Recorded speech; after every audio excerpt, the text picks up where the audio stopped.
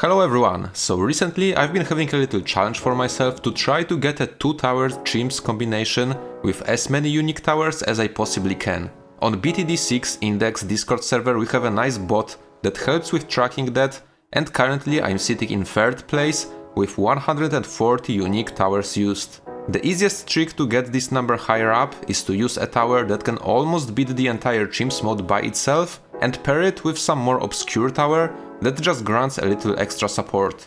This is how I ended up doing a combination of Wizard Lord Phoenix together with base Super Monkey on Candy Falls. Base Super Monkey does not mean that it's a 000 Super Monkey. In BTD6 index terminology, something is a base tower as long as you don't lock it to any specific cross path. So as long as I don't get tier 3 on any path, I can still consider that as a base Super Monkey. First of all, to make this combo possible at all, I need to get 002 cross path on the super to deal with camo purple Bloons on round 45, 48 and 95. Then, obviously I shouldn't pick the top cross path, because that would give my Super Monkey the purple weakness, so I ended up getting 022 Super Monkey and a 052 Wizard Lord Phoenix. This combination had two main issues. First of all, the start. Candy Falls is not the easiest map when it comes to doing a wizard start to some expensive tower. I actually spent like an hour trying to figure out the save up to the Super Monkey and I failed, and then the next day when I tried another combination with Wizard Lord Phoenix on the same map, I accidentally found the golden spot and targeting that actually worked up until I had over 2700 cash. Luckily I had a recording so I could replicate all of that, and that's how I got the start done. For a long while I didn't really have to do much, just getting my desired cross paths when I had enough cash. Middle path wizard is pretty strong and Super Monkey support made the rounds even more comfortable. Once I afforded Wizard Lord Phoenix, things became even easier. That's how we are getting to the second difficult part of the run, the late 90s. This is actually all about finding the correct timings for Wizard Lord Phoenix ability, which itself doesn't sound that bad, but the tricky part is that sometimes you want the ability to carry over between rounds. That means if you make a mistake, you are most likely stuck and have to repeat everything. Luckily there is a trick with making a copy of your profile save file to be able to return to the spot you want, which I guess is a legal way to do that without time machine mode on some other external modifications to the game itself. I don't use it too often because it's usually not necessary, but for Wizard Lord Phoenix combos I often do create save states like this, just to be safe.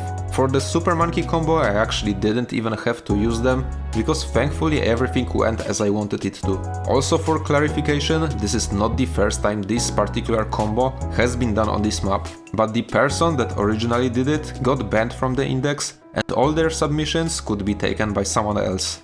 So as a result, by completing this, I could get my name on base Super Monkey and Wizard Lord Phoenix, as well as Robo Monkey and Wizard Lord Phoenix, as I had enough spare cash left to buy it by the end of the run. Stuff like Tech Terror or Dark Knight were already done by someone else before. Well, knowing how to do the start, I've decided to go for one more completion, this time for Moab Shove, Heli and Wizard Lord Phoenix.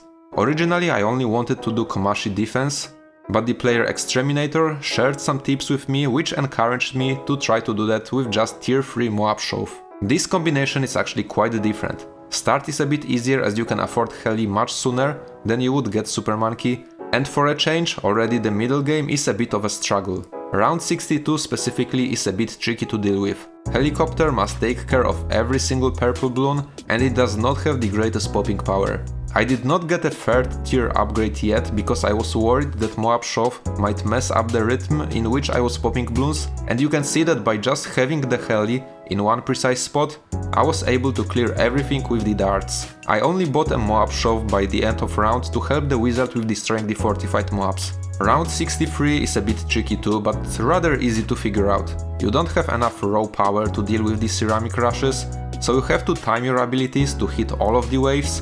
First ability hits the first wave and a bit of a second one, and the second ability gets rid of the third wave.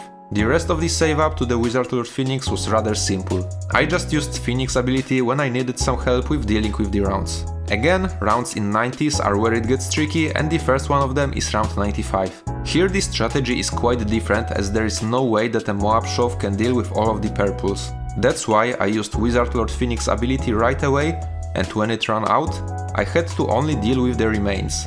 That was still pretty tricky to do, as I had to do it quick enough to also be able to shove back the DDTs a little bit so that the Phoenix ability could come back up.